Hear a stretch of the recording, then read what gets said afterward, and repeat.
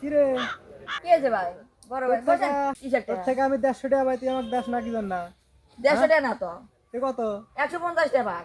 আরে আমার মিছে কথা কম আমার আছে। আমি তোর থেকে 150 টাকা পাই, তুই আমাকে 150 টাকা দিব। কিসের? তুই আমি তো তোকে 150 টাকা দিয়েছিলাম।